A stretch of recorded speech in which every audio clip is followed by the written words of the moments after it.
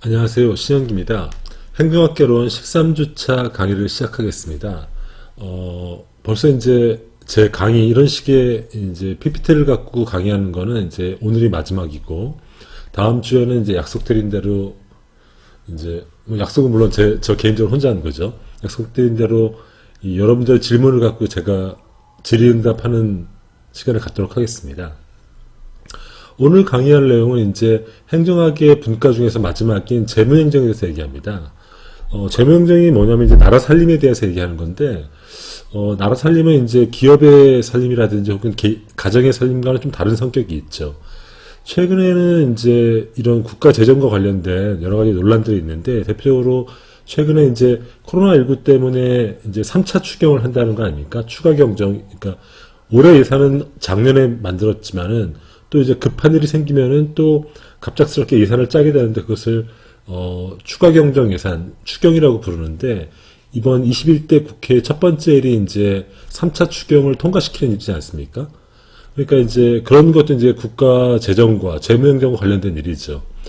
그 다음에 또 한편으로는 최근에 이제 재난지원금, 긴급재난지원금과 관련해서 국가 채무가 늘어났다는 거 아닙니까? 그러니까 이번 2차 추경으로 만들었던 돈인데 한 13조 정도를 만들었는데, 13조를 만들 때 어떻게 만들었냐면은, 일부 금액은 이제 각 부처에서 돈을 아껴서 쓰고, 그래서 돈을 조금 원래 계획된 것보다 아껴 써가지고 돈을 뽑아내고, 그 다음에 그렇게 부족한 돈은 이른바 그러니까 채무, 그러니까 국채를 발행해서 이제 돈을 마련하는 거거든요. 국채를 발행했다는 건 뭐냐면은, 이른바 이 채권을 팔아서, 즉, 채 팔아서 돈을 빌렸다. 국민이나 혹은 다른 투자자로부터 돈을 빌렸다는 뜻이거든요. 그래서 이제 국가 채무 비율이 40%를 넘어섰다는 거 아닙니까? 그러니까 전체 GDP 규모, 우리나라 GDP 규모가 한 2천조 정도 되는데, 그거에 한 40% 육박했다는 거 아닙니까? 그래서 이제, 굉장히 이제, 나라 살림에 이제 빚이 많아지니까 어렵다. 그래서 이제 그걸 줄여야 된다. 뭐 이런 얘기를 하지 않습니까? 물론 이제 OECD 기준하고 또 한국 비교하면 또 한국의 국가 채무는 많은 건 아닙니다. OECD는 보통 국가 채무가 평균 한 60% 정도 되거든요. 60%나 60% 이상. 그리고 일본 같은 경우는 거의 200% 육박하거든요.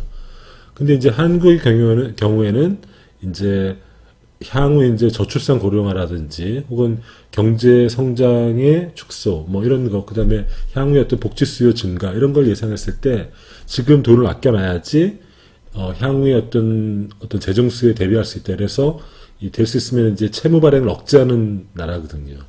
뭐 이런 얘기들이 사실은 이제 재무행정 혹은 이제 국가 재정과 관련된 얘기인데, 오늘은 이제 그런 얘기를 하고자 합니다. 그럼 이것으로서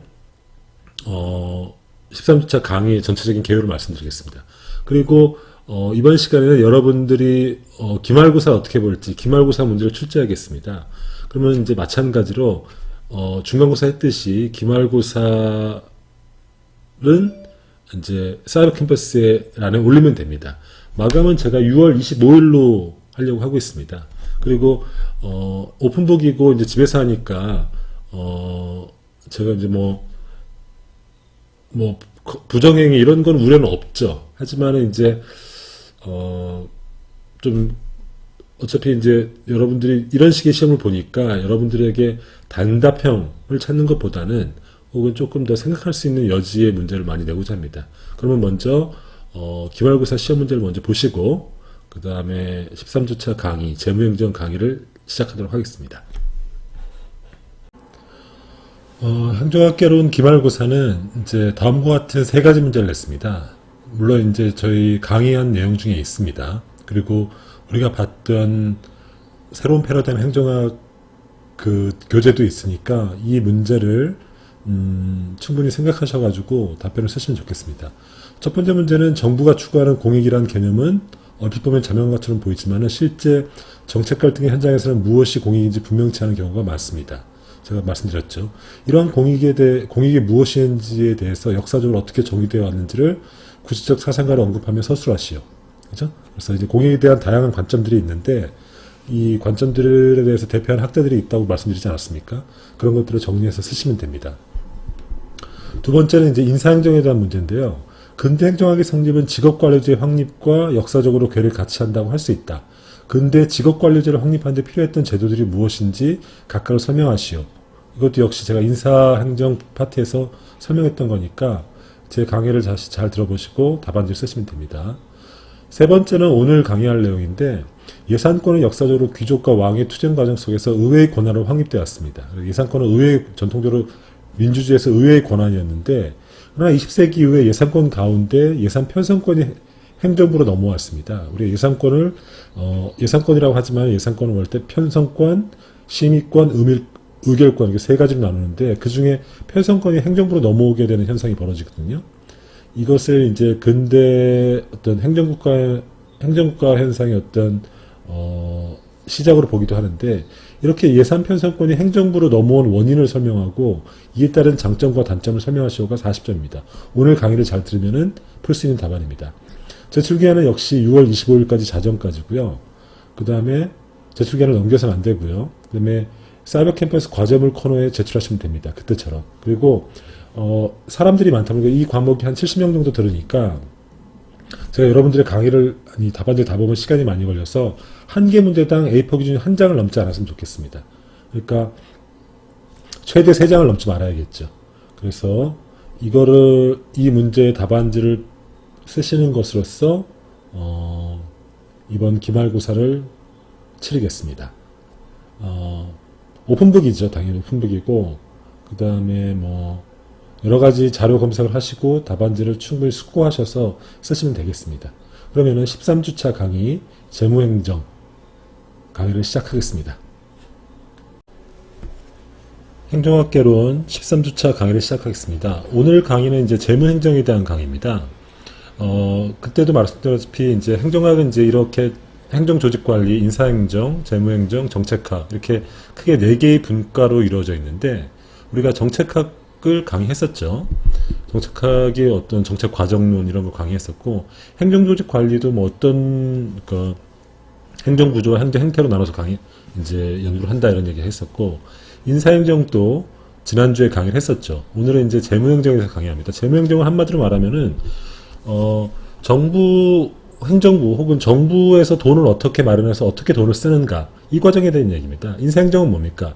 정부에서 일하는 사람들을 어떻게 선발해서 어떻게 교육시키고 어떻게 그들의 동기부여할 것인가, 이런 얘기였죠. 행정조직관리는 정부의 조직을 어떻게 운영하고 관리할 것인가, 그래서 사람들에게 더 열심히 일하게 할 것인가, 이런 문제이지 않았습니까? 그러니까 행정부가 일하려면 어떤 조직, 그리고 거기서 일하는 사람, 그리고 그들을 움직이게 하는 돈이 필요하지 않습니까? 그래서 오늘은 그 돈에 대한, 행정부를 움직이는 돈, 그러니까 우리로 따지면, 그러니까 어떻게 세금을 걷어서 어떻게 그것을 예산을 만들어서 그것을 어떻게 쓸 건가, 이 문제들을 강의하는 겁니다. 그래서 크게 보면 이제 예산에 대한 얘기가 있고, 그리고 우리가 이제 재정정책 이런 얘기, 정부가 쓰는 돈을 직접 지출하는 것을 재정정책이라고 하지 않습니까? 그 재정정책에 대해서, 그다음에 이런 예산은 어떻게 결정되는가, 그리고 예산은 어떤 과정에서 이루어지는가, 이런 걸 하고, 그다음에 행정부에서 예산을 어떻게 편성하고, 그 다음에 이제 예산개혁, 이런 얘기를 할 텐데, 오늘은 이런 걸 다 얘기하지 못하고, 예산은 무엇인지, 그 다음에 예산은 어떤 과정으로 만들어지는지, 행정부 예산 편성은 어떤 건지, 이런 것들 중심으로 말씀드리겠습니다. 보시다시피, 이제 나라 예산은 세입과 세출로 이루어져 있습니다. 그러니까 세입은 이제 가계경제로 따지면 이제 돈이 들어오는 거죠. 이 세입의 주요 재원은 세금입니다. 세금. 그래서 요거 보면은 각국 OECD 국가들의 조세 부담률을 보여주는데, 한국은 조세를 적게 내는 나라에 속합니다. 한국은 이제 조세 부담률이 이제 18.0% 정도 되는 거죠. OECD 평균은 25.1%. 그러니까 우리나라는 상대적으로 세금을 적게 내는 나라입니다. 이 세금의 종류는 크게 그러니까 세금을 어디다 물리냐는 그 기준은 크게 세 가지 있습니다. 하나는 소득에 물립니다. 소득에. 이게 개인이면 소득세가 되는 거고, 법인이면 이제 법인세가 되는 거죠. 그 다음에는 재산에 물립니다. 재산에 물리는데, 이거는 이제 재산세가 되는 거죠. 그리고 또 하나 물리는 것은 소비에 물립니다. 소비는 우리가 소위 말하는 소비세 혹은 부가가치세라고 하는 거죠. 이 세 가지에다가 세금을 물려서 국가가 돈을 마련하는 거죠.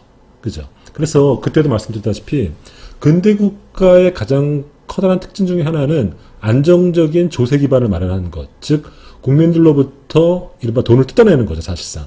돈을 합법적으로 뜯어낼 수 있는 그것을 기반을 마련함으로써 안정적으로 예산을 운영할 수 있는 기반을 마련한 것. 이게 근대국가의 특징이거든요. 근데, 그러려면 이제 국민들의 어떤 세금을 물려야 되는데, 이렇게 세 가지, 소득이나 재산이나 소비에 대해서 물리는 거죠. 근데 이제 그렇게 봤을 때, 한국은, 세금이 좀, 세계적인 기준에서 좀 낮은 편에 속한다. 그러면 이렇게 세금을 걷어서 요 세입을 갖고 세출을 하는 거죠. 그러니까 세출은 이른바 우리가 세출해야 하는 게 보통 소위 말하는 예산입니다. 예산. 그죠? 그래서 요 세입을 세출하는데 2020년도, 그러니까 올해죠. 올해 예산은 사실은 2019년도 만든 건데, 이때 올해 예산은 513조입니다. 513조. 그리고 각각 어디다 쓰나 봤더니 가장 많이 쓰는 데가 어디입니까? 복지, 그러니까 보건복지 노동에 가장 많이 쓰이죠. 180조 정도 쓰이니까 거의 5분의 2가 쓰이는 거죠. 그 다음에, 일반 지방 행정에, 그 다음에 교육에, 그 다음에 국방에 이렇게 쓰이는 거죠. 그죠? 그래서, 실제로 그래서 이 예산 증가율을 보면은 9.3%입니다. 그러니까 예산이라고 하는 거는 이제 국민으로부터 세금을 걷어서 그 재원을 마련을 해서 이런 식으로 돈을 쓰는 거죠. 그죠? 그래서 예산은 세입과 세출로 구성되어 있다. 세입은 세금에 관한 것이고 세출은 어떻게 그 돈을 쓰냐는 문제라고 할 수 있는 거죠. 그러면 사람들이 생각할 겁니다. 그러면 예산도 개인의 살림이라든지 혹은 기업의 살림과 똑같겠구나 이렇게 생각하는데 실제 그렇지 않습니다. 예산은 그야말로 나라 살림에 대한 얘기인데 가정 살림과는 반대입니다. 어떤 면에 그런지 한번 생각해 보시죠. 첫째, 우리는 보통 이 가정 살림에서는 어떻게 합니까? 먼저 수입을 보고 지출을 생각하지 않습니까? 그러니까 우리가 100만 원을 벌면은 100만 원 내에서 지출을 고려하는데 나라 살림은 거꾸로, 즉 예산은 거꾸로 지출을 먼저 생각하고 거기에 따른 수입을 고려하는 거죠. 그러니까 올해 우리가 가령해서 500조 정도의 예산이 들었죠. 예산을 짰는데 그러면 이 500조를 어디서 마련할 건가? 를 먼저 짜는 거죠. 먼저 쓸 곳을 먼저 정한 다음에 500조 어떻게 마련할 것인가를 계획을 세우는 거죠. 그래서 세금으로 얼만큼 걷고 그리고 세금을 걷어서도 부족하면은 이 부분은 돈을 빌리는 거죠. 이게 말하는 국가 채무, 국채를 발행해서 빌리는 거죠. 이렇게 나라 살림은 먼저 쓸 때를 먼저 정하고 그 다음에 어떻게 그 재원을 마련할 것인가를 고려한다는 점에서 나라 살림과 반대죠. 두 번째, 가정 살림은 어떻게 합니까? 어려우면은 지출을 줄이죠. 그러니까 가령해서 부모님의 소득이 줄어들면은 지출을 먼저 줄이지 않습니까? 가장 먼저는 외식비라든지 혹은 문화생활비를 가장 먼저 줄여나가는데 국가는 반대입니다. 나라 살림은 오히려 어려울 때 지출을 확대하죠. 지금 코로나19로 경제가 위기가 오지 않았습니까? 그러면 국가가 뭘 합니까? 가정살림이라고 한다면 오히려 지출을 줄일 텐데 오히려 지출을 확대하고 있죠. 왜냐면은 그러니까 경기가 하강 국면에 있으면 정부가 돈을 풀므로써 오히려 돈을 확장함으로써 민간의 어떤 부족한 부분을 메꾸는 거죠. 이것도 이제 나라 살림과 달린 부분이죠. 그리고 가정살림과 다른 나라 살림의 세 번째 특징은 가정살림의 경우에는 될 수 있으면은 지출을 아껴서 나머지 돈을 저축하는 게 미덕이지 않습니까? 국가는 그렇지 않습니다.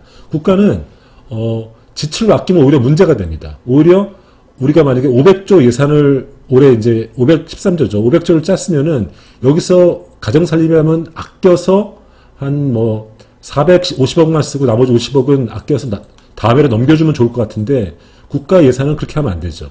이렇게 예산을 짠 거는 올해 안에 다 소진해야 되는 겁니다. 그죠? 이게 이제 나라 예산의 특징입니다. 그죠? 그래서 예산은 어떤 기능을 하느냐? 첫 번째는 국가 기능을 수행합니다. 여기 보다시피 우리나라 예산은 모두 12개 항목으로 예산을 짜도록 되어 있습니다. 그래서 순서대로 보면 보건복지 노동이 가장 많고 문화일반 행정, 교육, 국방, 그 다음에 연구개발, 산업, 간접 SOC, 농림수산, 공공질서, 환경, 문화체육관광, 외교통일 순으로 모두 12개 항목으로 국가 기능을 하게 돼 있고 각각에 대해서 예산을 짜는 거죠. 이렇게. 그죠? 그리고 실제 이 부분이 가장 많다. 복지 쪽이 가장 많다. 이걸 앞으로도 확대될 가능성이 있습니다. 그리고 상대적으로 과거 한국에서 예산이 많았던 게 산업자본, SOC가 많았는데 이거는 점진적으로 줄어드는 경향이 있는 거죠. 그죠? 그 두 번째는 정치적 기능이 있습니다. 예산은. 우리가 예를 들어 보십시오. 복지 예산 같은 경우는 실제로 어려운 사람들 혹은 뭐 저소득층에 대해서 지원책들이 많지 않습니까? 이런 기능을 통해서 소득 재분배 효과가 있는 거죠. 그죠? 그리고 경제 안정화 기능도 합니다. 즉 뭐냐면 예산을 아까도 말씀드렸다시피 경기가 호경기일 때는 시중에 이제 돈이 많이 풀린 거죠. 그때는 국가가 재정을 줄이는 거죠. 그러니까 국가가 쓸 돈을 줄이는 거죠. 그럼으로써 경기가 더 활성화되는 것을 가라앉히죠. 반대로 지금처럼 불경기일 때는 국가가 돈을 더 많이 풉니다. 돈을 많이 풀어서 경기를 살리는 거죠. 그러니까 이렇게 함으로써 결국은 경제 안정화 기능이 있는 거죠. 즉 경기가 굉장히 활성화됐을 때는 정부가 돈 씀씀이를 줄이고 경기가 불경기일 때는 돈 씀씀이를 늘려서 경기를 조절하는 기능이 있는 거죠. 이게 예산의 기능입니다. 그죠? 그러면은 최근에 논점이 되고 있는 코로나19 관련 추가 경정 예산 한번 보시죠.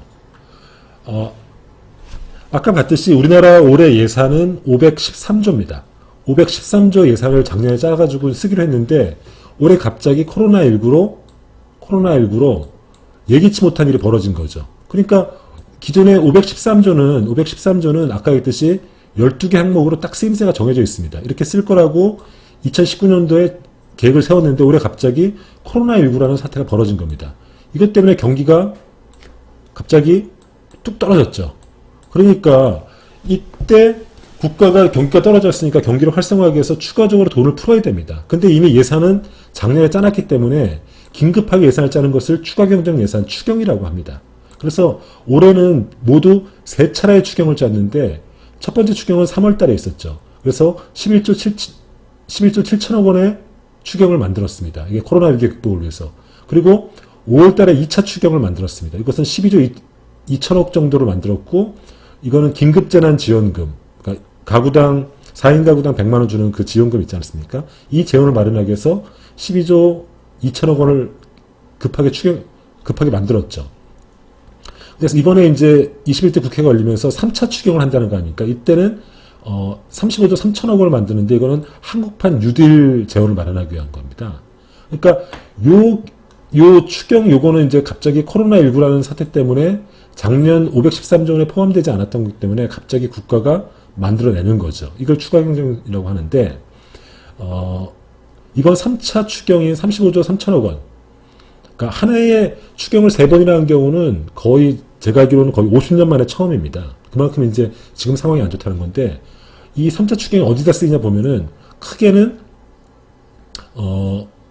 세입을 조정하는데 그다음에 금융지원 재정지원 그다음에 고용안전망 확충에 그리고 경기보강에 이렇게 쓴다는 거죠. 이렇게 쓴다는 거죠.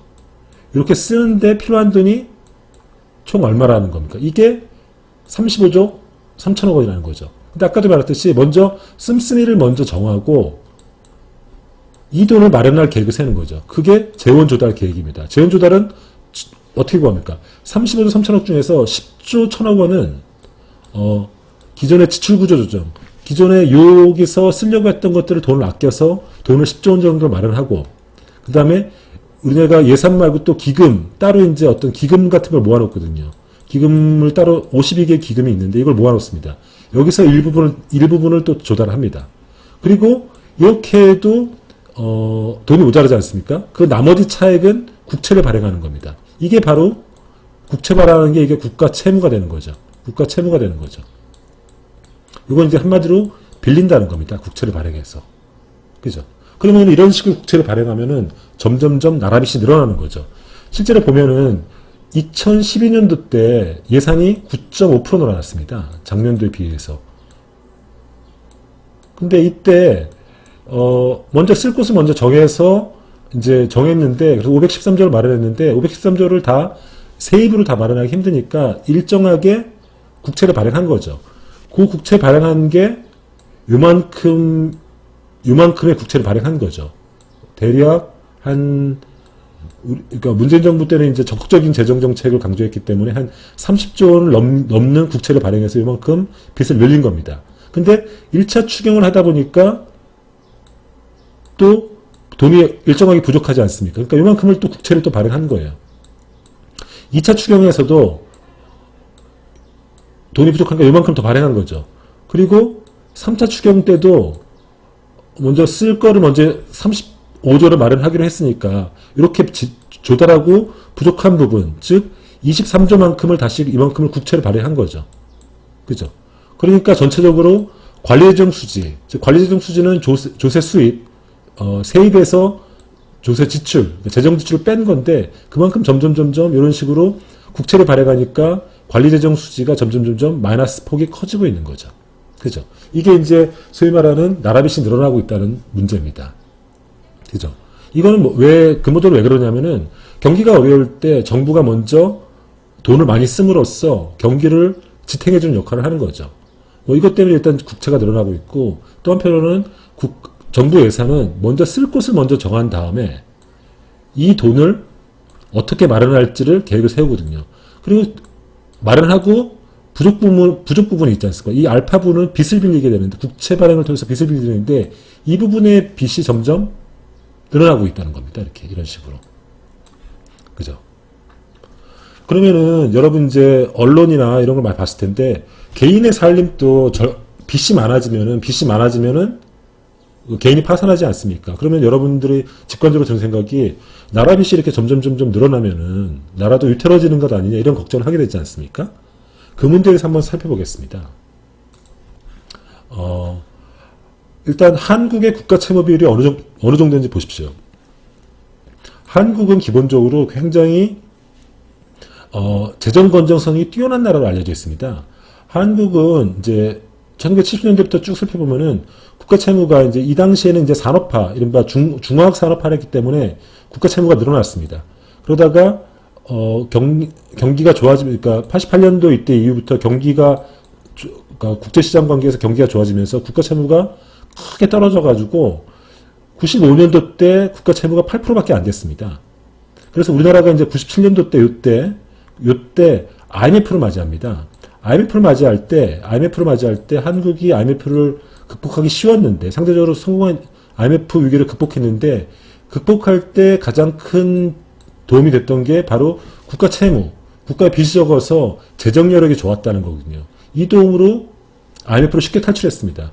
하지만 2008년도 때 금융위기가 왔고 또 이제 문재인 정부 이후로 확장적 재정 정책을 펴기 시작하고 또 아시다시피 우리나라 앞으로 이제 저출산 고령화라든지 복지수요가 확대되면서 예산 규모가 점점 커지는 거죠.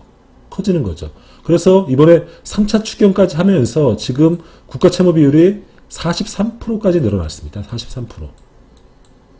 43%까지 국가 채무가 늘어났습니다. 국가 채무가 43% 늘어났다는 건 뭐냐면은 우리나라 GDP 규모가 정확하진 않은데 거의 2천조 원 정도라고 생각하면 됩니다. 2천조 원보다 넘는데 2천조 원 정도인데 2천조 원의 43%가 우리나라가 국가 채무라는 겁니다. 그죠? 그러니까 IMF 외환위기 이후로 우리나라의 국가 채무가 점점 증가하고 있고 향후에 이것이 더 늘어날 가능성이 있다는 것이 우리나라 국가 채무의 지금 현실입니다. 그러면은 이렇게 빚이 늘어나면은 여러분들이 걱정할 거 아닙니까? 나라가 점점 빚이 많아지면 어떡하겠느냐? 그래서 국제 수준에서 비교를 해보면은 한 OECD 평균의 국가 채무는 109%입니다. 그리고 일본 같은 경우는 거의 200%가 육박하죠. 그죠? 한국은 그런 거에 비해서 국가 채무가 굉장히 우수한 나라입니다. 그러면은 여러 가지 궁금증이 있을 겁니다.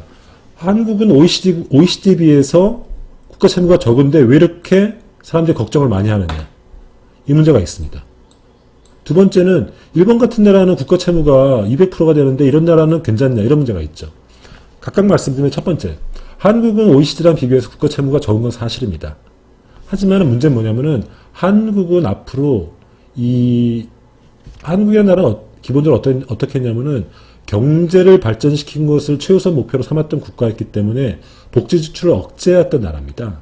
그래서 기본적으로 재정 건전성을 오랫동안 유지했던 나라죠. 근데 한국은 아시다시피 앞으로 이제 저출산 고령화도 있고 뭐 이런 문제들 때문에 복지 수요가 급격하게 늘어나랍니다. 지금도 복지 수요가 180조 원이니까 예산의 거의 5분의 1을 차지합니다. 근데 이 금액이 앞으로 더 늘어날 가능성이 있거든요. 그러니까 지금은 이제 그러니까 굉장히 국가 채무가 건전하지만은 계속 상위층으로 옮겨갈 가능성이 있는 거죠. 특히 걱정하는 거는 이 국가 채무의 증가 속도가 굉장히 빠르다는 겁니다. 이 문제가 있습니다. 첫 번째. 두 번째는 그러면은 일본이라든지 이런 나라들은 왜 200%가 되는데도 괜찮냐? 일본의 경우에는 이 나라는 기축통화, 엔화가 기축통화거든요. 즉 이 나라는 스스로가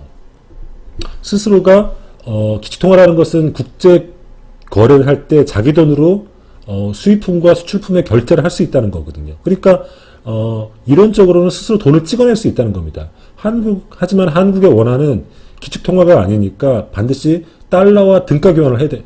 달러와 교환을 해야 되는 거거든요. 그러면은 국가 채무가 많으면은 즉 빚이 많으면은 한국의 원화 가치가 떨어지게 돼 있고 그러면은 달러 국제 결제에 필요한 달러 확보가 어려워지면서 나라가 어려워지는 문제가 있는 거죠. 뭐 여러 가지 문제가 있는데 뭐 이런 것 때문에 한국은 무한대로 국가 채무를 늘리기 위험한 나라다. 그죠? 하지만은 일각에서 얘기하는 최근에 이제 2차 추경을 할 때 기재부 공무원들이 국가 채무 40%를 넘어서 안 된다고 하면서 굉장히 반대를 하지 않았습니까? 근데 이제 국가 채무 40%는 어떤 법칙은 아닙니다.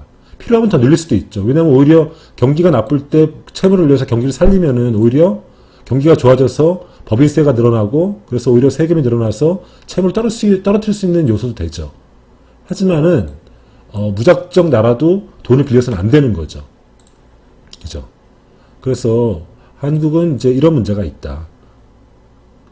그러면은 이런 질문을 해보겠습니다. 왜 정부 예산, 그러니까 국가 채무가 꾸준히 늘어나듯이 정부 예산은 왜 줄어들지가 않는가?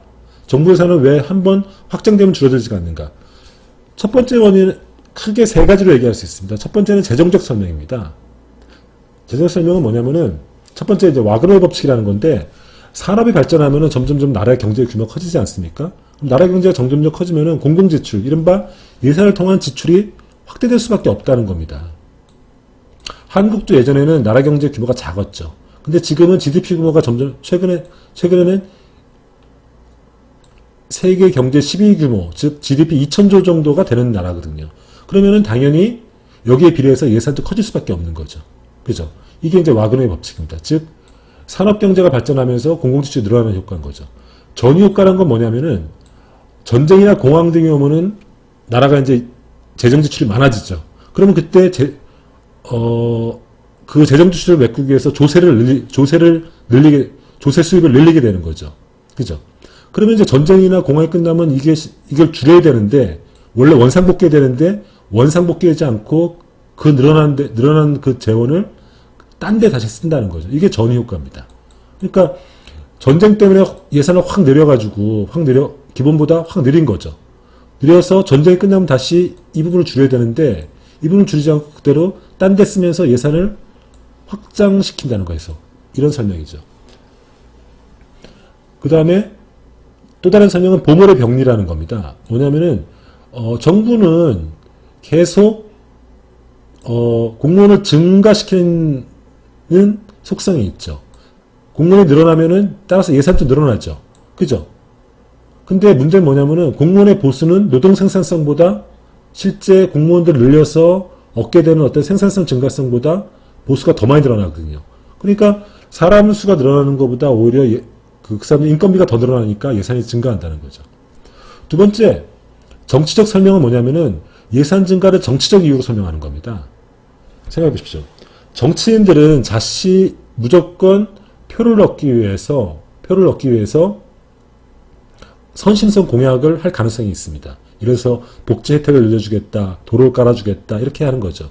근데 정치인들은 그 선심성 공약을 하기 위해서 자기 돈을 쓰는 건 아니거든요. 그죠? 이른바 정치적 편익과 정치적 비용이 일치하지 않는 거죠. 가령해서 어떤 지역에, 가령해서 어떤 경기도 지역에, 경기도가 아니라 하여튼 뭐 경상도 지역을 해봅시다. 경상도 지역 어떤 지역에다가 도로를 까는 사업을 한다고 해봅시다. 여기 예산을 부어야 되겠죠. 그죠? 편익은 이쪽 사람들에게, 경상도 지역 사람이 가는데, 이 도로를 짓기 위해서 내야 되는 세금은 전 국민이 내잖아요. 비용은 나눠져 있는 겁니다.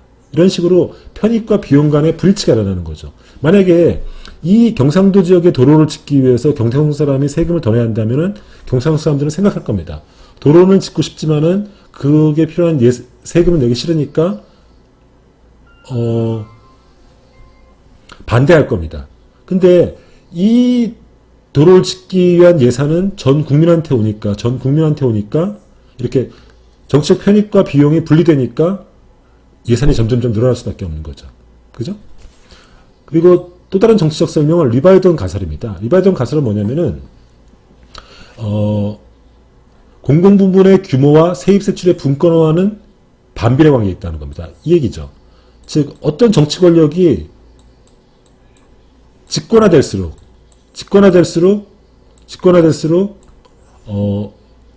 예산의 규모는 커진다는 겁니다. 즉 왜냐? 정치 권력이 한쪽으로 집권화될수록 이쪽 집단으로 로비가 집중되는 거죠. 왜냐하면 이쪽 권력이 집권화되니까. 로비가 집권하면서 이들의 로비를 한 사람들의 이익을 주기 위해서 예산을 배분하지 않습니까? 그러면서 점점 예산이 늘어난다는 거죠. 이 개념입니다. 이건 정치적 설명이에요. 예산에 대한. 그죠? 아까와는 다르죠. 아까는 재정적 설명이었고 이것은 정치적 설명입니다. 그리고 예산을 증가로 설명하는 또 세 번째는 관료제적 설명입니다. 즉 이 세 번째 설명은 예산 증가를 관료제의 속성으로 설명합니다. 뭐냐면은 이거는 관료들이 자기 이익을 극대화한다는 건데 뭐냐면은 관료들은 국민들의 이익보다는 자신들의 권한과 영향력을 확대하는 욕망을 갖고 있다는 거예요. 그런데 관료들의 권한과 영향력을 어떻게 극대화합니까? 관료들의 권한은 사람과 돈으로 결정납니다. 즉 어떤 관료가 내가 부릴 수 있는 직원이 많으면은 그리고 내가 운영할 수 있는 예산이 많으면은 관료의 권한이 커지는 거죠. 그러니까 관료는 자신의 이익을 극대화해서 조직을 늘리고 사람을 늘리고 돈을 그러니까 운영할 수 있는 예산을 확대하려는 속성이 있죠. 이런 관료들의 속성, 즉 예산 극대화 속성 때문에 점점 예산이 늘어난다고 설명하는 거죠. 여러분 보시기에는 어떤 설명이 가장 그럴싸합니까? 다 일말의 진실이 있는 거죠. 어쨌든 이런 속성들, 이런 이유들 때문에 정부 예산은 줄어들지 않고 확장된다는 거죠. 실제로 보면은 경제 규모가 이렇게 커지면서 한국이 과거에 경제 규모가 발전하면서 예산도 지속적으로 계속 커지는 속성을 갖고 있는 거죠. 그것들을 설명하는 세 가지 큰 틀에 대해서 설명드렸습니다. 그러면은 이 문제를 이제 본격적으로 얘기해 보시죠. 그러면은 국가가 커지고 경제 규모가 커지면 예산은 증가하는 속성이 있습니다. 그리고 국가의 기능도 확장되죠. 그러다가 대개는 이제 기능이 확장되더라도 세입만큼 세출을 하면은 즉 걷어낸 세금만큼만 돈을 쓰면은 균형 재정이 있으니까 재정 위기가 오지 않죠. 근데 문제는 뭐냐면은 걷어들인 돈보다 더 많은 돈을 쓸 때, 즉 세입보다 세출이 더 많을 때 이른바 재정 위기가 오는 거죠. 즉 국가 채무가 누적되면서 재정 위기가 오는데 다음의 편은 역사적으로 재정 위기가 어떤 나라에서 어떤 식으로 왔는지를 보여주는 겁니다. 쭉 보시죠. 나폴레옹 전쟁 때, 1차 대전 때, 2차 대전 때, 그 다음에 이때 주로 전쟁 때 전비를 마련하는 과정에서 재정위기가 오는 걸 알 수 있죠. 나폴레옹 전쟁 때 프랑스와의 전쟁을 해서 영국이 전쟁 기금을 마련하기 위해서 엄청나게 세금을 걷었고 이때 만들어진 게 이제 소득세입니다. 인두세가 만들어졌고 영국에서 그리고 그 전쟁 비용을 마련하기 위해서 재정을 썼죠. 근데 영국이 이겼음에도 불구하고 이게 승전국임에도 불구하고 재정위기가 왔죠. 그죠? 이 당시 국가 채무는 201%라고 알려져 있습니다. GDP. 1차 대전 때도 미국과 독일이 서로 교전국이었고 여기가 승전국이고 패전국인데도 전쟁 비용을 마련하는 과정에서 재정위기가 왔죠. 이때도. 2차 대전도 마찬가지입니다. 이때가 승전국이고 패전국인데도 둘 다 재정위기가 오는 거죠. 그죠? 그러니까 전쟁이라는 국가 간의 총력전이 벌어지면은 그 전쟁 비용을 마련하기 위해서 그 나라가 갖고 있는 모든 재원을 쓰도록 되어 있거든요. 그러니까 이때는 세금을 충당하지 않으니까 모든 막 국채를 발행하고 막 전쟁 비용을 마련해서 일단 전쟁을 이겨야 되니까. 그러다 보니까 재정위기가 오는 거죠. 그리고 독일에서 왔던 1차 대전 이후의 재정위기, 이때는 이제 전쟁 비용뿐만 아니라 베르사유 조약 이후로 막대한 천문학적인 전쟁 배상금을 물게 되지 않습니까? 이때 독일에서 어떤 사태가 벌어졌는지는 좀 이따 말씀드리겠습니다. 그 다음에 현대에 와서도 재정위기가 여러 차례 왔습니다.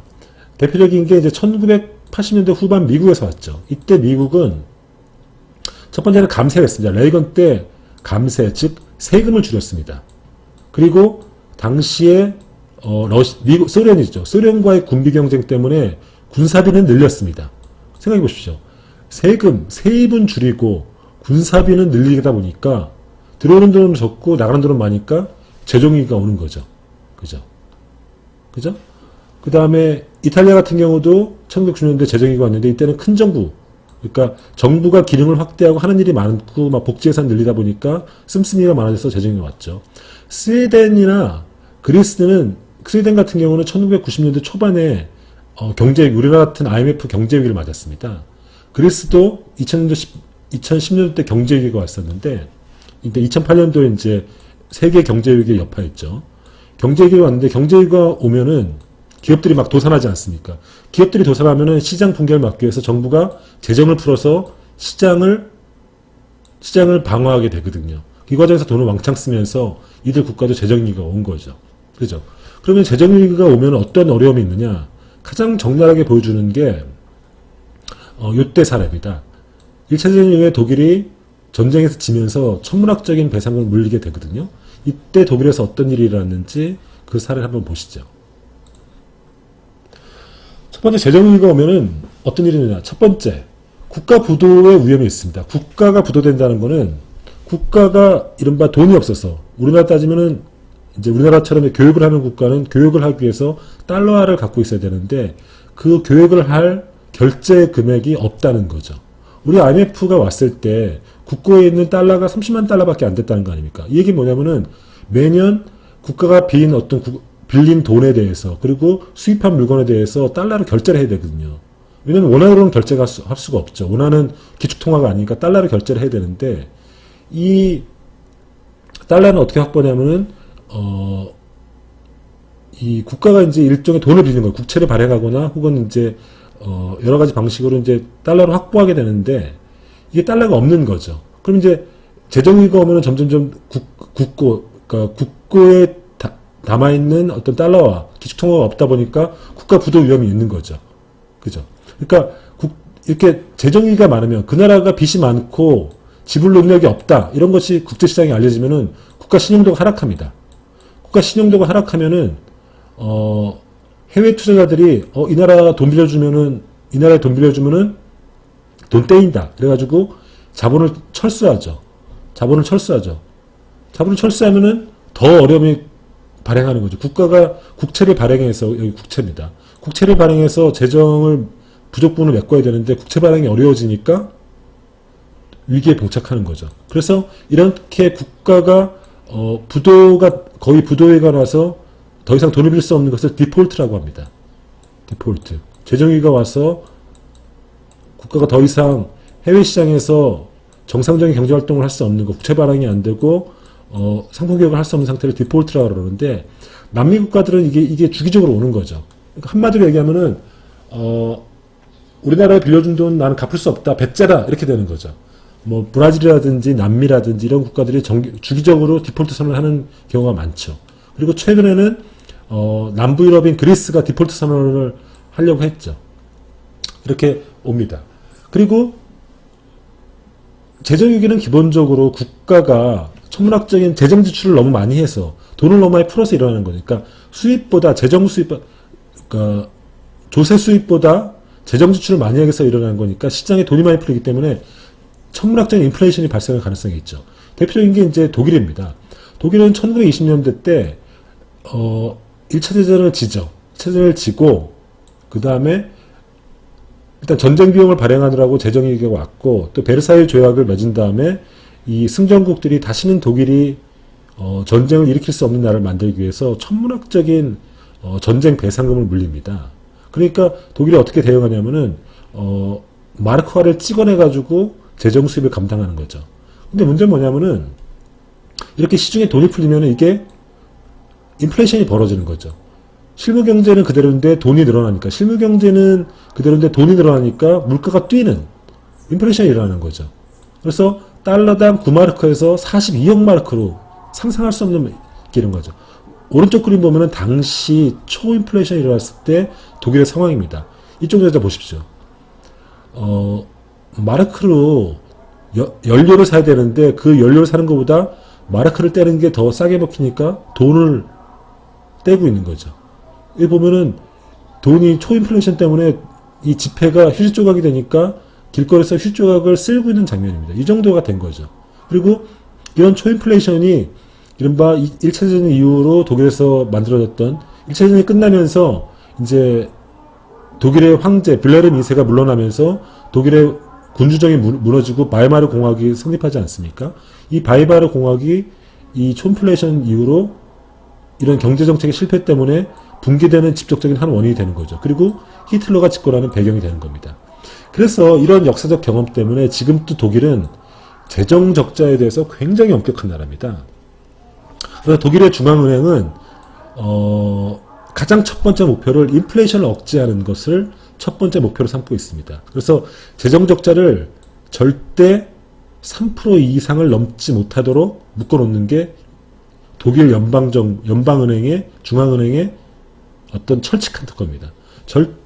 균형 재정을 기본적으로 즉 세입과 세출을 맞추는 것들을 절대적인 원칙으로 삼고 있고 만약에 이 적자 그러니까 재정 지출을 불경기 때는 어쩔 수 없이 재정 지출을 늘려야 되니까 적자를 할 수 없는데 그 적자도 3%를 넘어서는 안 되는 원칙을 갖고 있죠. 그래서 유럽 국가 중에서도 가장 엄격한 재정 정책을 한 나라로 유명합니다. 독일은. 왜 그러냐? 바로 이런 역사적 경험 때문인 거죠. 즉 마르크화가 쓰레기가 됐던 이 경험 때문에 인플레이션에게도 굉장히 민감한 거죠. 그리고 이런 식의 재정 적자가 일어나면 어떤 문제가 있느냐? 경제 성장이 둔화되기 시작하는 거죠. 이거를 이제 이른바 구축 효과라고 하는데 뭐냐면은 정부가 국채를 발행하면은 시중에 금리가 오르는 현상이 생깁니다. 금리가 오릅니다. 그러니까 재정 지출로 하기 위해서 국채를 정부가 발행하지 않습니까? 국채를 발행하면은 금리가 오릅니다. 이거는 이제 다른 경제 시간에 배우면 그 원리는 이해하실 수 있습니다. 금리가 오르면은 민간 투자가 축소되는 거죠. 왜냐하면 기업들이 시중에 돈을 끌어와서 사업을 하게 되는데 금리가 오르니까 투자가 위축되는 거죠. 그죠? 그래서 실제로 국가 채무가 GDP 대비 한 90%를 초과하면은 경제 성장률이 떨어진다는 어떤 경제학계의 실증적 분석 결과가 있습니다. 그러니까 아까도 봤듯이 우리나라 국가 채무가 이렇게 떨어졌다가 95년도 쉬었다가 최근에 올라가는 추세라고 하지 않았습니까?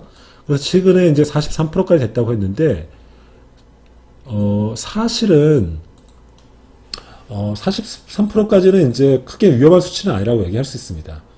경제학자들이 대충 동의하는 어떤 국가 채무가 어느 정도 되면 위험하냐 하면은 GDP의 90% 정도 되면은 위험하다고 보는데 아직 한국은 거기까지 여력이 있는 거죠. 90%까지 가기에는. 그래서 뭐 최근에 이제 국가 채무가 뭐 너무 위험하다 이런 건 약간 과장된 얘기이긴 합니다. 하지만은 문제는 아까 얘기했듯이 재정의 어떤 증가 속도가 너무 가파르기 때문에 조금 자제할 필요는 있다. 뭐 이런 거 정도는 우리가 이해할 필요가 있을 것 같습니다. 그리고 이런 식의 재정 위기는 이른바 정치 사회적 위기로 연결될 수밖에 없죠. 여기가 이제 저번에 얘기했던 이제 3부회 때 프랑스 혁명 3부의 그림 아닙니까? 3부에는 이제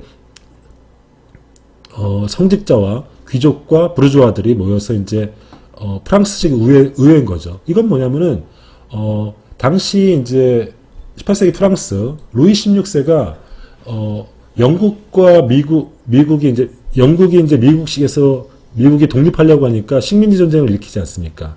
그때 프랑스는 미국 독립전쟁을 지원해 줍니다. 그러니까 전쟁을, 왜냐면 영국과의 이제 경쟁 관계에 있으니까. 그러다가 이제 재정이 파탄 나는 거죠. 그래가지고 예산을 이제 세금을 올려야 되는데 세금을 올리려면은 결국은 의회의 동의를 얻어야 되거든요. 그래서 그때 모집한 게 바로 프랑스의 이 삼부회였던 거죠. 삼부회였는데 루이 16세가 이제 미국 전쟁, 미국 독립전쟁을 지원하기 위해서 썼던 재정 파탄을 메꾸기 위해서 귀족회의, 아니 예산을 하기 위해서 이제 삼부회를 소집했는데 이때 모였던 삼부회 중에서 부르주아들이 그동안 왕이 지금 의회도 소집하지 않고 있다가 자기 돈 떨어지니까 세금을 거두려고 한다면서 들고 일어난 게 바로 프랑스 혁명의 도화선이 됐던 거죠. 그죠? 그래서 이런 식으로 재정위기, 이런 세금 문제는 혁명의 도화선이 되는 거죠. 그리고 실제로 19세기 이집트, 그리스, 터키도 역시 국채 상환에 실패하면서, 즉 영국으로부터 돈을 빌려서 재정위기가 오면서 돈을 뭘로 갚았냐면 주권의 일부를 양도하는 형식으로 하게 되는 거죠. 우리나라도 19세기 때, 20세기 때 일본으로부터의 어떤 빚이 너무 많다 보니까 국채 보상 운동 같은 걸 하는 경우가 있지 않았습니까? 뭐 이런 식이었던 거죠. 그죠? 이런 식으로 정부가 예산을 통해서 경기를 조정하고 소득 재분배도 하고 또 기본적인 국가 기능을 하기 위해서 재정 지출을 하는 것은 너무나 당연하고 굉장히 필요한 일입니다. 그리고 그것은 근대국가의 일입니다. 근데 어떨 경우에는 경기 조절을 위해서 국가가 세입보다 세출을 더 많이 하는 것도 어느 정도 필요합니다. 그러니까 적자 지출도 필요하죠. 근데 그런 것들이 너무 상습화돼서 국가 채무가 감내할 수 있는 수준을 넘어설 경우 그게 좀 딱 없는데 대개는 이제 GDP 한 90% 정도 수준인 거죠. 이 정도가 되면은 이제 굉장히 정치적으로, 경제적으로 그리고 사회적으로 위험 수준에 도달할 수 있다. 이런 거죠. 이런 것들이 이제 지금까지 이제 예산은 어떤 것이고 그리고 이제 이 예산을 하는 게 이제 재정의 국가가 이제 예산을 통해 예산을 걷고 예산을 쓰는 게 이제 재정이라는 건데 어떤 식의 어떤 문제가 있는가를 살펴봤는데 그러면 이런 예산은 어떻게 결정되는가? 예산 결정에 대해서 알아보겠습니다. 예산이 결정되는 과정이 이제 예산 과정론인데 먼저 이쪽 그림을 보시죠. 그때도 한번 말씀드렸지만 이게 이제 조랑이라는 겁니다. 1200년대 13세기죠. 이 조랑도 이제 예산을 확보하기 위해서 귀족들을 이제 소집을 했는데 귀족들이 반발한 거죠. 왜 너는 맨날 돈 필요할 때 우리를 모아가지고 예산을 뜯어가느냐 하면서 귀족들과 왕이 격돌하는 거죠. 그러다가 귀족이 이깁니다. 귀족이 이기면서 왕과 거래를 하는 거죠. 계약을 맺는 거죠. 즉 세금을 올릴 때는 반드시 우리 귀족들의 동의를 받아야 된다는 서명을 하는 겁니다. 이게 바로 그 서명하는 장면인데 이게 그 유명한 마그나 카르타라는 겁니다. 마그나 카르타. 이게 조랑과 귀족 간의 계약인 거죠. 즉 세금을 거둘 때 반드시 귀족들의 동의를 받으라는 거죠. 그리고 이런 식의 귀족의 모임이 발전한 게 이런 식의 왕과의 갈등에서 귀족의 모임들이 발전한 게 이른바 영국에서 발전한 게 영국의 의회입니다. 그리고 왕에 대해서 의회의 최종적인 우위가 확보된 게 바로 우리가 정번에 얘기했던 1688년의 명예대혁명인 거죠. 이때 의회의 최종적인 우위가 확보되는 겁니다. 이걸 보면은 의회 발생은 이런 세금, 예산과 둘러싸서 발생했다는 걸 알 수 있는 거죠. 그리고 역사적으로 이런 식으로 이런 예산권, 즉 세금을 어떻게 걷고 세금을 어떻게 쓰냐는 거는 의회의 고유 권한이었다는 것을 알 수 있습니다. 그리고 왼쪽 그림 보십시오. 왼쪽 그림은 아까 했듯이 프랑스의 3부의 프랑스 혁명 직전에 3부의 그림이지 않습니까? 사진이지 않습니까? 이때도 루이 16세가 미국 전쟁에서 생겨난 재정 부족을 메꾸기 위해서 3부에 프랑스식 의회, 그러니까 귀족과 성직자와 부르주아들의 3부회를 소집했다가 프랑스 혁명이 도화된 거 아닙니까? 이때도 역시 이런 것이 일어났던 것들 뭐냐면은 왕이 함부로 세금을 걷고 예산권을 결정하지 못하고 그 권한이 프랑스에도 역시 의회의 동의라는 3부의 동의라는 그런 전통이 있었던 거죠. 그러니까 역사적으로 보면은 예산권은 의회의 권한이었다는 겁니다. 이 의회는 과거로 따지면 이제 왕과 대립하던 귀족들의 권한이었던 거죠. 그것이 발전해서 지금은 의회의 권한인 거고, 이 의회는 사실은 의회는 국민을 대표하니까 사실은 통치자가 국민의 세금을 함부로 뜯어가지 못하고 반드시 의회의 동의를 얻도록 한 거죠.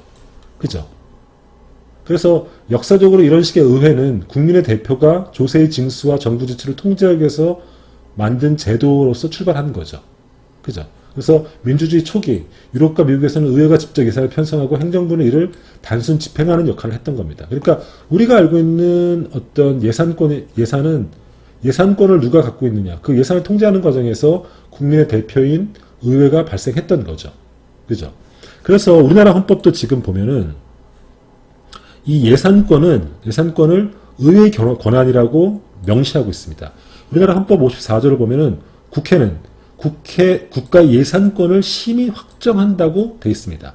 그리고 정부는 회기년도마다 예산안을 편성해서 90일 전까지, 이게 9월 초입니다. 9월 초인데 9월 초까지 국회에 제출하고 국회는 회기연도 30일 전까지, 이게 12월 초입니다. 까지 이를 의결해야 한다고 되어 있습니다. 이거를 더 뜯어보시죠. 그러니까 아까 같은 맥락에서, 아까 말씀드렸던 맥락에서 통치자가 함부로 국민의 재산을 뜯어갈 수 없도록 하기 위해서 예산의 세금의 징수와 그 세금의 지출, 예산의 지출은 국민의 대표인 의회가 통제하도록 만들었습니다. 그래서 어느 국가나 민주주의 국가는 의회가 예산권을 갖도록 되어 있습니다. 의회는 예산권을 갖도록 되어 있습니다. 그래서 그것들을 우리는 헌법으로 명문화하고 있죠. 그게 바로 54조 1조의 의미입니다. 국회가 예산권을 갖는다는데. 근데 예산권은 사실은 단순히 예산권은 크게 세 가지가 되어 있습니다. 하나는 편성권, 하나는 심의권, 하나는 의결권입니다. 그러니까 편성권은 뭐냐면 예산을 어떻게 쓸 것인가를 짜는 권한입니다. 이게 굉장히 중요한 거죠. 왜냐면은 사실은 어떻게 예산을 쓸 것이 짜는 권한이 예산권의 핵심일 수 있는 거죠. 두 번째, 예산권을 짜더라도 이게 제대로 됐는지 제대로 짜지 않은지를 심사해야 될 것 아닙니까? 이거는 또 굉장히 중요하죠. 이걸 심의권이라고 합니다. 그러면 심의를 하더라도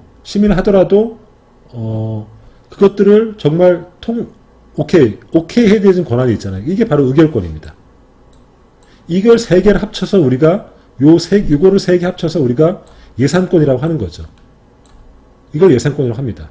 그러면은 의회가 예산권을 갖는다는 거는 이 세 개의 권한을 다 갖는다는 뜻일 텐데, 실제로 우리나라 헌법은 세 개 권한 중에서 이거는 행정부에서 주고 이거는 요 심의권과 의결권만 국회에 주는 겁니다.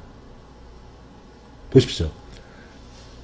회계연도마다 예산안을 그 예산 편성권이죠. 이거는 행정부가 갖는 겁니다. 이거죠. 그리고 9월 초부터 12월까지 뭘 하라는 겁니까?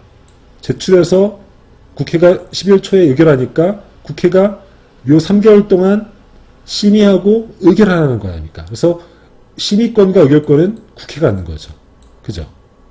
그런 식으로 우리나라 헌법은 예산권이 의회에 있음을 명시한 동시에 예산권 중에서 편성권은 정부가 갖고 심의 의결권은 의회가 갖도록 이렇게 예산권을 쪼개놨습니다. 근데 이거는 굉장히 현대적인 일입니다. 원래 아까 얘기했지만은 사실은 의회가 예산권을 독점했죠. 이 얘기는 뭐냐면은 과거의 의회는 편성부터 의결까지 모두 국회가 가져 있습니다. 근데 20세기 초가 들어오면서 예산권 중에서 편성권을 떼서 이거를 정부에 넘겨주는 사건이 벌어집니다. 왜 그런지 살펴보시죠. 미국의 사례를 보면 알 수 있는데, 미국은 원래 연방 예산 제도가 원래 이 이 예산제도를 어떻게 운영할 것인가가 대통령과 의회의 대결 과정 속에서 형성되는데, 아까 했듯이 건국 이후로 20세기 초까지는 의회가 예산권을 독점했습니다. 이 얘기는 뭐냐면은 의회가 편성권과 그것을 심의하는 권리와 그 다음에 의결하는 권리를 세 개 다 갖고 있었습니다. 그래서 각 연방 각 정부들 기관들은 의회에다가 우리 이런 예산 필요하니까 이런 예산을 배정해 주세요라고 의회에다 요청을 하는 거죠. 그리고 재무부는 이런 요청들을 취합해서 의회에다가 하는 겁니다. 그러니까 의회가 편성권을 갖는 거죠. 그러면 이 편성된 예산을 심의하고 의결해서 나눠졌습니다. 그러니까 의회가 사실상 예산권을 모두 독점한 거죠. 그러다가 1921년도에 예산회계법이라는 게 지정되는데, 이건 뭐냐면은 핵심은 뭐냐면 편성권을 떼어서 행정부로 주는 겁니다. 즉 행정부 중에 재무부에 주는 겁니다.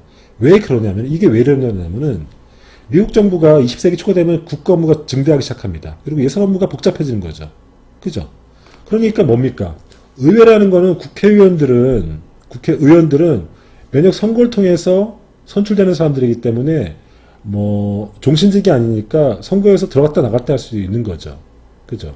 그러니까 계속 뽑히면 상관없는데 뽑히기도 하고 떨어지기도 하다 보니까 예산의 전문성이 없는 거예요. 하지만은 행정부의 사람들은 직업 공무원이 돼가지고 예산 담당을 하게 되면은 퇴직할 때까지 예산만 보니까 전문성이 높아지는 거죠. 예산 관련된 전문성이 높아지는 거죠. 그리고 직접 정부 일을 하게 되니까, 국가 일을 하게 되니까 관련 분야의 업무의 전문성이 높아지는 거죠. 그러니까 나라일이 국가가 심플했을 때, 작았을 때는 의회도 그런 일을 할 수 있었는데, 국회의원들도 그런 일을 할 수 있었는데, 국가의 업무가 확대되고 그리고 예산 업무의 전문성이 높아지다 보니까 더 이상 국회의원가 그런 일을 못하는 거예요. 그러니까 편성할 수가 없는 거죠. 그러니까 고도의 전문성이 요구되는 편성 업무를 행정부에 넘겨주는 겁니다. 이게 바로 예산회계법의 주요 내용입니다. 이때부터 행정부가 예산을 편성하기 시작하는 거죠. 그러니까 1차전 이후로 전방주의 재정적자가 심각해지자 행정부가 편성 예산 제도로 개혁이 일어나는 겁니다. 그래서 이때부터 대통령의, 즉 행정부의로 예산이 운영되기 시작하는 거죠. 그죠? 그래서 대통령이 매년 예산안을 편성하고 의회에 제출한 거죠. 그죠? 그리고 상원이나 하원이 특별히 요청한 경우가 아니면 어느 기관을 막론하고 예산이나 예산 요구를 직접 의회에 제출하지 않는 거죠. 그죠? 그리고 예산 편성에서 대통령을 보좌할 수 있도록 예산국, 즉 대통령 직속의 예산국을 설치하는 거죠. 그러면 이 행정부가 예산을 편성을 독점하니까 뭔가 감시를 해야 되지 않습니까? 그것들을 감시하기 위해서 이른바 가오, 예산감사원, 우리나라로 감사원 같은 기능인데 감사원을 설치하는 거죠. 이게 행정부 예산 편성 제도라는 겁니다.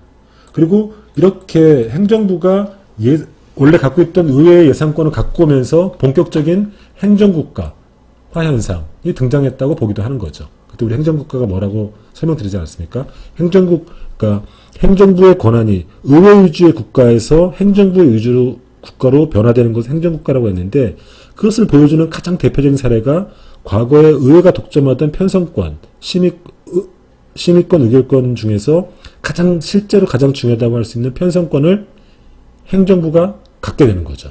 그리고 그 맥락에는 국가 기능의 확대, 그리고 예산 업무의 복잡성, 전문성 이런 것 때문에 행정부가 그 편성권을 갖고 오게 되는 거죠. 그러다가 의회의가 됐다가 이제 행정부의가 되는 거죠. 그러다가 알다시피 1974년도 미국은 워터게이트 사건 때문에 행정부의 권위가 뚝 떨어집니다. 뚝 떨어지면서 의회의 반격이 시작되죠. 그죠? 그래서 의회가 다시 대통령, 행정부를 견제하기 시작하는데, 이 견제의 수단으로 1974년 의회 예산법을 통과시킵니다. 이 핵심 내용은 뭐냐면은 의회 내에 의회 예산처를 설립해가지고 의회 예산처를 통해서 행정부의 예산 편성을 감시 감독하도록 하는 거죠. 그죠? 그러면서 행정부가 의회를 편성하는 건 똑같은데,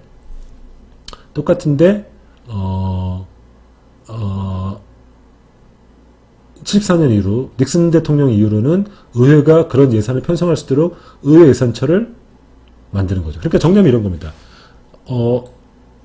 미국에서는 대통령과 의회가 있다고 쳐봅시다. 대통령제는 이제 두 개의 권력기관이 존재하니까. 원래는 의회 예산권이 있었습니다. 그러다가 행정국가가 생각이 되면서 대통령으로 다 편성권이 넘어갔습니다. 그리고 편성권이 넘어가면서 이것들을 감독하기 위해서 의회 아래에 뭘 뒀다고 그랬습니까? 회계감사원을 뒀다고 했죠. 감사원을 둬서 감시하도록 했습니다. 그러다가 1970년도에 대통령 견제하기 위해서 의회 다시 한번 뭘 또 만들었냐면은 의회 예산처라는 걸 또 만들어서 이 편성권을 감시하도록 돼 있죠. 이런 역사를 갖고 있습니다. 한국은 어떠냐? 한국은 똑같습니다. 대통령과 의회가 있으면은 우리나라도 대통령과 의회가 있으면은 우리나라도 아까 헌법 52조 2항에서 봤듯이 의회는 심의권과 의결권이 있고 편성권은 행정부에 있습니다. 우리나라 기재부에 있습니다. 그러면은 이걸 감시하기 위해서 미국 의회에 갖고 있는 거는 감사원과 의회 예산처인데 우리나라도 2000년대 후반에 미국의 의회 예산처에 해당하는 예산정책처를 의회에 뒀습니다. 이것도 이제 행정부 예산을 감시하는 기능이죠. 문제는 뭐냐면은 감사원이 우리나라는 행정부에 있다는 겁니다. 그러니까 감사원이라는 게 원래 기능이 뭐였습니까? 감사 기능을 하죠. 그리고 회계결산 기능을 하는데 그렇다면은 미국은 그런 맥락에서 정부의 회계감사를 위해서 이 기능을 의회에 두고 있는데 우리나라는 이상하게도 이 기능이 행정부에 가 있는 겁니다. 이거는 이제 아마 이제 한국의 이제 행정부 중심의 국가 운영 때문에 그런 건데 앞으로 개헌이 된다면은 감사원을 원래 기능에 맞게 의회로 보내야 된다. 이런 것들이 논의가 될 겁니다. 어쨌든 이런 차이가 있다. 뭐 이런 것들만 좀 알아두시면 좋겠습니다. 그러면은 뭐 이런 식의 이제 예산 과정이 이제 행정부랑 의회의 관계로 돼 있는데 실제로 어떤 식으로 편성되는지를 보면은 이렇게 돼 있습니다. 예산은 총 2년 5개월이 걸린다고 보시면 됩니다. 무슨 말인가 이렇습니다. 먼저 올해 예산, 우리가 올해 2000년도를 기준으로 생각해 봅시다. 2000년도를. 올해 예산이 아까 513조라 그랬죠. 이 예산은 언제 만든 거냐면은 작년도에 만든 겁니다. 그러니까 행정부가 2019년도 때 행정부가 예산안을 편성합니다. 그것을 편성해서 9월 달에 국회에 보냅니다. 그러면 12월에 그것을 의회가 심의 의결해서 내년도, 즉 2000년도 예산을 확정하는 거죠. 그 돈이 513조입니다. 그러니까 올해 예산은 작년에 만들어낸 거죠. 그죠? 그러면은 요게 이제 작년 과정이죠. 그러니까 요게 이제 이렇게 하겠네요. 그러면 2000년도에 이게 짜졌으니까 이걸 513조를 올해 행정부가 이제 계획대로 아까 12개 항목, 12개 국가기능대로 집행을 하는 거죠. 그죠? 이게 이제 2000년도 끝난 겁니다. 그러면은 이 돈을 쓴 것에 대해서 다시 잘 썼는지를 2021년도에 행정부가 회계결산을 하게 됩니다. 결산을 하게 됩니다. 결산. 이거는 감사원이 하는 거죠. 우리나라 감사원이 하게 되는 겁니다. 감사원이 2000년도에 정부 예산안대로 513조를 잘 썼는지를 감사원이 결산을 해서 5월 달에 그 감사 보고서를 국회에 제출합니다. 그러면 국회가 그것들을 결산을 승인하는 겁니다. 그게 이제 2021년 5월에 끝나는 거죠. 그죠? 이래서 보십시오. 편성안이 국회에 들어오는 게 19년도 9월이지 않습니까? 그리고 19년도에 여기까지 마치고 2000년도에 요거 돈을 쓰고 그 다음 연도 2002년도에 돈을 결산하니까 요 예산 편성에서 심의해서 확정하고 예산을 집행하고 결산하는데 2년 5개월이 걸린다는 뜻입니다. 그래서 하나의 예산이 편성돼서 결산까지 마치는 데가 한 주기인데 이 주기가 2년 5개월이 걸린다. 이 얘기죠. 그래서 실제로 일정상으로 보면은 이렇게 되어 있습니다. 이거는 다 요 일정들은 거의 법으로 정해져 있습니다. 아까 어떻게 했습니까? 예산 편성은 이제 행정부가 하죠. 그래서 어떻게 했습니까? 그 9월, 그러니까 100일 전에, 그러니까 헌법 52조 2항을 보면 100일 전에 편성하라고 되어 있지 않습니까? 행정부가. 그게 9월 3일입니다. 9월 3일까지 편성해서 국회에 제출합니다. 그 전에 이제 각 부처에 대해서 올해 니들 내년도 예산에 뭐 필요한지 예산을 다 올려 해서 기재부가 그것들을 다 취합해서 조정해가지고 내년도 예산을 픽스해서 이거를 국회에 제출하는 기한이 9월 3일입니다. 그러면 의회는 이걸 받아가지고 심의를 하죠. 심의해서 의결하는 게 우리 헌법 52조 2항 보면은 회계년도 30일 전이니까 그게 12월 2일입니다. 그래서 심의 의결을 이때 합니다. 이게 의회의 기능인 거죠.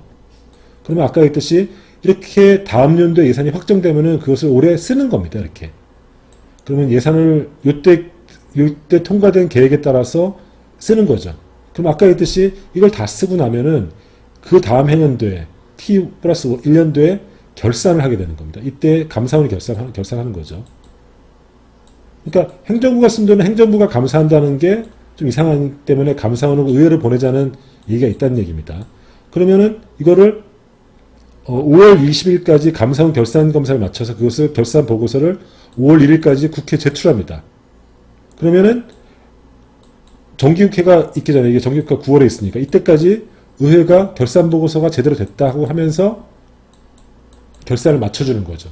그러니까 이때 짠 거를 이때 이제 쓰고 나서 결산까지 해주는 거죠. 이게 아까 했듯이 2년 5개월이 걸린다는 겁니다. 그죠? 이게 우리나라 예산 과정이라는 거죠. 그죠? 그러면은 이런 식으로 행정부, 의회, 행정부 이런 식으로 돼 있는데 실제로 의회가 갖고 있는 기능 중에서 편성권은 어차피 행정부에 있으니까 심의 의결을 어떻게 하는지를 보겠습니다.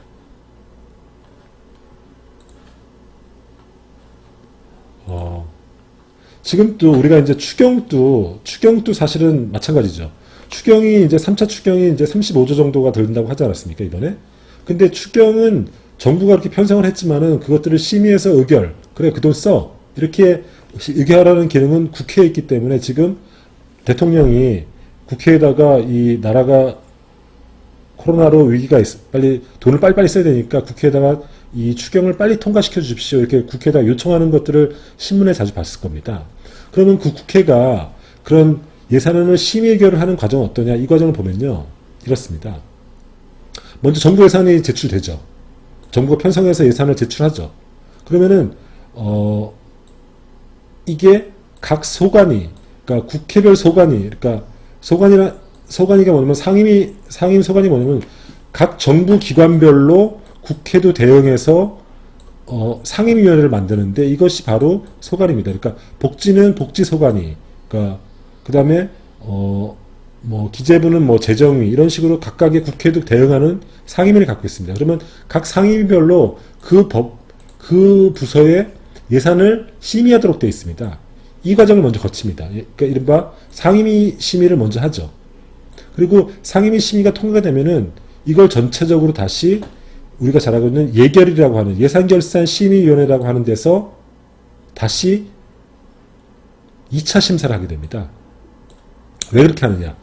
소관위별로 심사를 하다 보면은 아무래도 이 분권적으로 하게 되니까 전체적인 관점에서 예산 심의를 하지 않다 보니까 전체적으로 계속 꾸준히 예산이 증가할 가능성이 있습니다. 그래서 예결이라는 독립적인 어떤 정부 부처와도 관련 없는 독립적인 예산 심사만을 전문적으로 하는 상임위를 둬가지고 각 상임위가 했던 예산 심사를 다시 종합적으로 하는 기능을 두게 되는 거죠. 이게 예결이라는 겁니다. 그래서 우리나라는 예산 심사는 2단계로 합니다.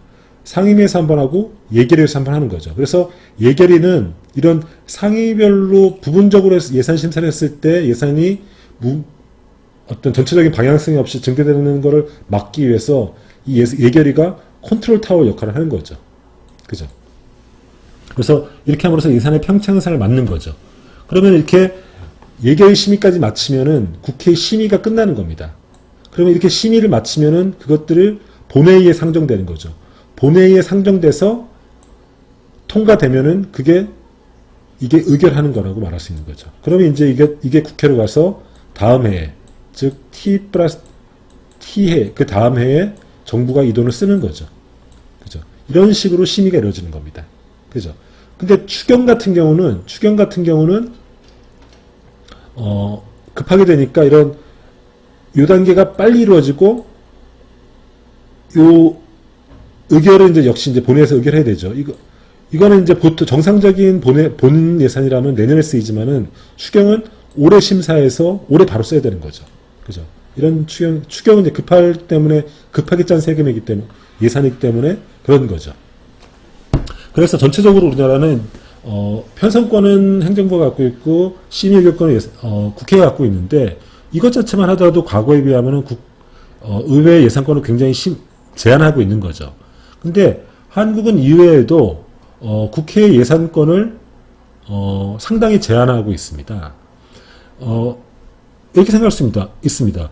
어차피 행정부가 권한이 커지니까 행정부 예산을 다 넘겨야 되지 않겠냐, 이렇게 생각할 수 있는데, 사실은 우리가 의회가 발전한 역사가 사실은, 예산을 둘러싼 정부와의 갈등 속에서 귀족 계급, 그리고 이후에 어떤 국민의 대표로서 의회 권한이 확대되는 과정이었다 한다면은, 예산권을 의회가 갖는다는 것은, 재정민주주의라는 측면에서 굉장히 중요한 것이거든요. 그러니까, 의회가 예산권을 많이 갖는다는 것은, 사실은 의회를 국민의 대표로 볼 수 있다면은, 국민이 예산권을 갖고 있다는 뜻으로 해석할 수도 있는데, 우리 한국 같은 경우는, 이런 의회의 예산권을 상당히 제약하는 법률 조항들이 있습니다.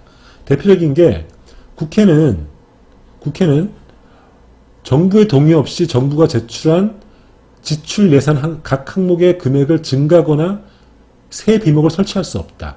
즉 무슨 말인가 하면은, 정부가 예산을 편성해서 의회에다가 예산안을 넘겨주잔다고 하지 않았습니까? 그러면 12개 항목에 대해서 예산안이 쭉 뭐가 있을 거 아닙니까? 그럼 의회가 할 수 있는 건 뭐냐면은, 정부 예산안을 깎거나 없애는 건 할 수 있는데, 새로운 항목을 신설하거나 혹은 이 금액을 증액할 권한은 없는 거예요.